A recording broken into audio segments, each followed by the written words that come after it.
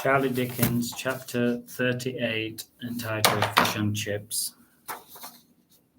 Fish and chips, said Keith, rubbing his hands together and grinning like a lottery winner. They sat on a park bench and Charlie ate his chips slowly and with no enthusiasm.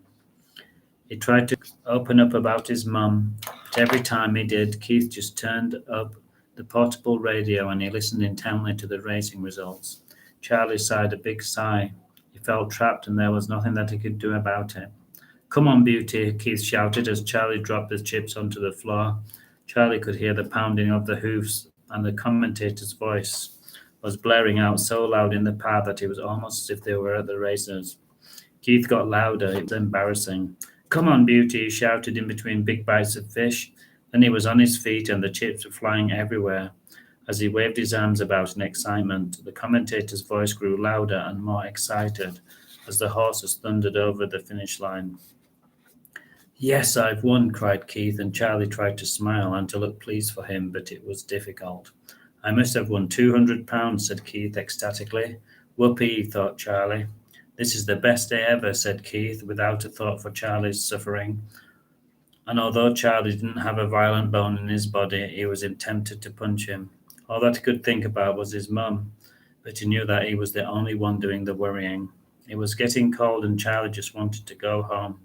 Keith seemed to take an age at finishing his fish and licking the bits from his fingers, and they walked back to Charlie's home in silence. It was just the way Charlie wanted it. All Charlie wanted to do was to lay in bed and try to fall asleep. It was the only time that he was happy. As soon as they got in, Keith turned on the TV and he lit a big smoking cigar. He was celebrating. Charlie hated smoke, and before long he was coughing and spluttering. Keith was mesmerized by the blaring TV, and after he had smoked the large cigar, he began to rifle through the kitchen cupboards. I need a drink, he said, and he finally found a bottle of brandy in the drinks compartment, and he lifted his glass to the very top. And he filled his glass to the very top. He knows just where his bread is buttered, thought Charlie in disgust, and he excused himself to go to bed. Keith grunted a quick good night, and then he lit another humongous cigar, and he filled the room with loud laughter and smoke. Charlie lay on his bed, and he looked round the room, and his eyes fell on a portrait of his mum from happier times.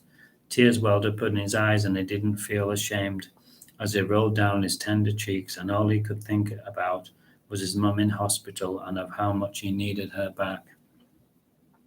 Charlie felt guilty knowing that he'd neglected his mum and how he'd taken her for granted. He vowed that when she got better and out of hospital, things would be different. The alternative was too much to bear.